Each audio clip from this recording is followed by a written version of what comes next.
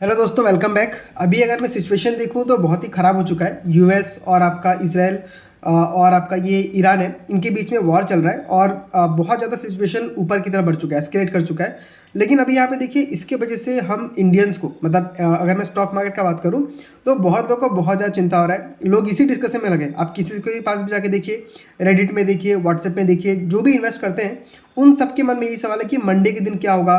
बहुत ज़्यादा पैनिक लोग कर रहे हैं, चिंता हो रहा है। नॉर्मल सी बात है, चिंता करना भी चाहिए और हो सकता है कि मंडे को मार्केट जो है बहुत हमको गिरावट भी दिखा सकता है।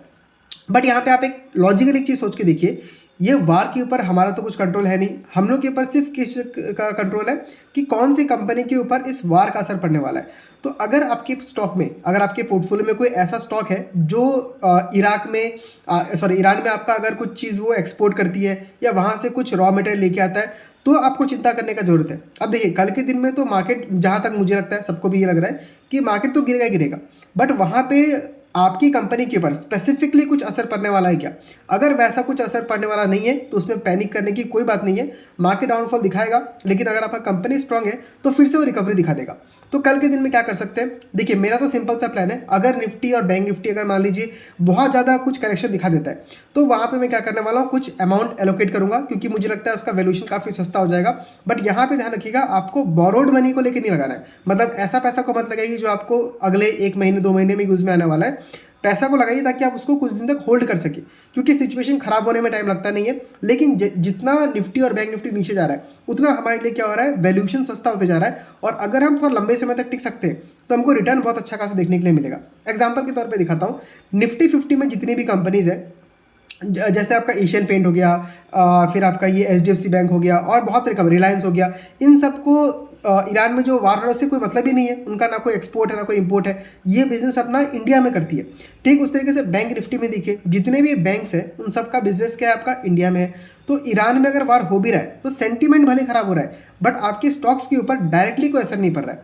तो ऐसे सिचुएशन का एज ए इन्वेस्टर आपको क्या करना चाहिए, पैनिक बिल्कुल नहीं करना है और आपको यहाँ पे डर के बेच देना है, कुछ नहीं करना है। और बहुत लोग क्या है, तो यहाँ पे ऑप्शन ट्रेडिंग करने का ट्राई करेंगे, कॉल लेंगे, पुट लेंगे, तो उनका तो बात ही मैं नहीं करता हूँ, क्योंकि वो 90% चांसेस लॉस में ही रहते हैं और उनको कुछ सिखा भी नहीं सकते। वो इसी में जुए में लगे रहेंगे। आज मैं कॉल ले लिया होता तो इतना प्रॉफिट होता, पुट लेने से इतना प्रॉफिट होता। लेकिन ये चीज़ आपको पहले से पता होगा तभी आप कर सकते हैं। लेकिन ये सब चीज़ें कि हमको पहले से पता नहीं होता है। अगर आप अंतर्यामी, आपको पहले से पता है कि वार होने वाला है और मार्केट गिरने वाला है, उस टाइम पे आप फ्यूचर ऑप्शन करके बहुत पैसा कमा सकते हैं। बट ये प्रैक्टिकल नहीं है। अगर आपको लगता है ऐसा कर सकते हैं तो आप जाइए, कीजिए, पैसा डुबाइए, उसके बाद मेरे पास आइएगा। तब मैं आपको बताऊं कि कैसे इस तरीके से पॉसिबल नहीं है। कई लोगों ने ट्राई किया ऑप्शन ट्रेडिंग करने का, बट नहीं हो सका है। जो आपको यूट्यूब में आके ये बता रहा है कि ऑप्शन ट्रेडिंग करके करोड़ों कमाया, ये कमाया, वो कमाया, वो सिर्फ उसका एम एक ही है कि आपको ठग के उसको पैसा लेना है।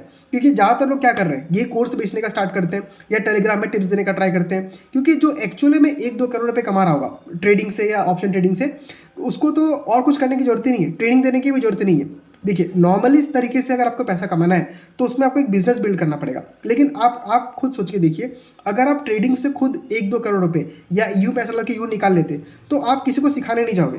क्योंकि अगर आप इतना जल्दी पैसे को मल्टीप्लाई कर सकते हो तो सिर्फ 1000, 2000, 10,000, 1 लाख, इतना अमाउंट ही काफ़ी आपको बहुत बड़ा अमाउंट बनाने के लिए। बट ऑप्शन ट्रेडिंग वाले बस ठगने का काम करते हैं। तो मैं वही बताना चाह रहा हूँ कि इस वार के सिचुएशन से कल मार्केट में जो भी हो, गिरे, रिकवरी आए या फ्लैट रहे, हमें उससे फर्क नहीं पड़ता। हमें अपना फोकस रखना है कंपनीज के ऊपर स्टडी करने में। और अगर आप मान लीजिए म्यूचुअल फंड में इन्वेस्ट करते हैं, तब तो आपके लिए कोई चिंता करने की बात ही नहीं है, क्योंकि आपका एक टर्म, आपने एक सोच के रखा है कि मैं 10 साल तक या 15 साल तक इन्वेस्ट करूंगा। तो अगर कल मार्केट गिरता है तो, और कल के दिन में अगर आपकी एसआईपी कट रही है, तो आपका जो एनएवी है वो काफ़ी गिरा हुआ होगा और आपको सस्ते में मिल रहा होगा। तो म्यूचुअल फंड इन्वेस्टर का सबसे बड़ा फायदा वही होता है कि उसको हर गिरावट में सस्ते वैल्यूएशन पे चीज़ें मिलती है और वो डिसिप्लिन है। तो 10, 12, 15 साल में उसको बहुत अच्छा खासा रिटर्न मिल जाता है। और स्टॉक मार्केट में क्या होता है, अगर आप इंडिविजुअली किसी स्टॉक में इन्वेस्ट करते हैं तो हो सकता है इस मतलब वार की वजह से आपका कल का स्टॉक 5-6% गिर जाए, 10% भी गिर जाए। बट अगर फंडामेंटली उस कंपनी पे कुछ असर नहीं पड़ रहा है तो कंपनी वापस से रिकवर करेगा और बहुत ज़्यादा रिटर्न कमा के देगा आपको। मतलब इतना रिटर्न कमा के देगा कि आपको आने वाले अगले 1-2 सालों में आपको ये याद भी नहीं रहेगा कि इस ईरान के वार की वजह से हम लोग का मार्केट इतना क्रैश हुआ था या मेरा पोर्टफोलियो थोड़ा नेगेटिव हो चुका था। तो मैं तो फिलहाल वही कर रहा हूँ, क्योंकि देखिए कल मार्केट खुलेगा तो वैसे भी मैं अभी कुछ नहीं कर सकता, जो होगा वो कल देखना पड़ेगा मुझे। बस मैं ये फोकस करूँगा कि मेरी कंपनीज पे कुछ असर पड़ रहा है कि नहीं। और साथ ही साथ में अभी देखिए Q3 का जो रिजल्ट सीजन है वो खत्म हो चुका है। लेकिन अभी भी मैं क्या कर रहा हूँ, कंपनीज़ को बार बार स्टडी कर रहा हूँ, जो नया कंपनी है उनके बारे में समझने का ट्राई कर रहा हूँ। तो आपको एज ए इन्वेस्टर सिर्फ स्टडी करना है, कौन से सेक्टर को देख सकते हैं, किस कंपनी का ग्रोथ नजर आ रहा है, उन सब कंपनी में फोकस रखिए। कई बार ऐसा होता है कि कुछ कंपनीज अच्छा काम नहीं कर रही होती है, लेकिन फिर भी उसको मैं ट्रैक करते रहता हूँ, क्योंकि कंपनी में जब कुछ चेंजेस आएगा तब मैं रेडी रहूँगा उसमें पैसा इन्वेस्ट करने के लिए। क्योंकि अभी वो कंपनी भले अच्छी नहीं है, बट आज से आने वाले 1 2 3 क्वार्टर में हो सकता है कंपनी में कुछ ऐसा चेंज आ जाए कि उसका जो बिजनेस है बहुत ग्रो कर सकता है। तो आपको हमेशा स्टडी करते रहना है। अब स्टडी करने के लिए कुछ भी नहीं करना है, आप कंपनी का स्कैनर में जाइए, कंपनी का पीपीटी पढ़िए, डॉक्यूमेंट्स पढ़िए, कॉन कॉल पढ़िए, आपको काफ़ी कुछ आइडिया हो जाएगा। अगर आपको बहुत हार्ड भी लग रहा है तो आप यूट्यूब में जाके सर्च कर लीजिए। जैसे मैंने आज एक कंपनी देख रहा था, फ्यूजन फाइनेंस का, मैनेजमेंट ने आके पूरा 1.5 घंटे का लेक्चर दिया अपने बिजनेस के ऊपर।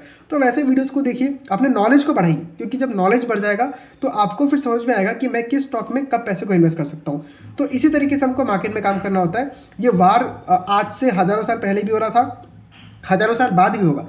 आपको बहुत ज़्यादा पैनिक नहीं करना है। अगर पैनिक करके मार्केट से निकल गए तो फिर आपको यहाँ पे एंट्री करने का वापस बहुत रेयरली मौका मिलता है, या बहुत जब मौका मिलता भी है तो काफ़ी देर हो चुका होता है। तो हमें ये सब नहीं करना है। अल्टीमेट आपका फोकस एक ही है, बिजनेस पे ध्यान दीजिए, बिजनेस क्या कर रहा है। अगर आपको समझ में नहीं आता है तो आप मुझे सब्सक्राइब कर सकते हैं, क्योंकि मैं अपने वीडियोज़ में सिंपल लैंग्वेज आपको समझाता हूँ कि किस तरीके से बिजनेस को हम वैल्यू कर सकते हैं। मैं भी खुद कोई एक CA नहीं हूँ, मैं खुद से सीखा है मैंने बहुत कुछ, अभी भी सीख रहा हूँ। तो आप मुझे अगर फॉलो करेंगे तो एकदम सिंपल लैंग्वेज में आपको समझ में आ जाए कि बिजनेस को वैल्यू कैसे करना है, बिजनेस के बारे में समझना है कैसे, ये सब कुछ आपको समझ में आ सकता है। बस आपको यहाँ पे मुझे सब्सक्राइब करना है। तो इस वीडियो में इतना ही। अल्टीमेट मेरा मैसेज ये है कि कल मार्केट में जो भी हो आपको पैनिक नहीं करना है।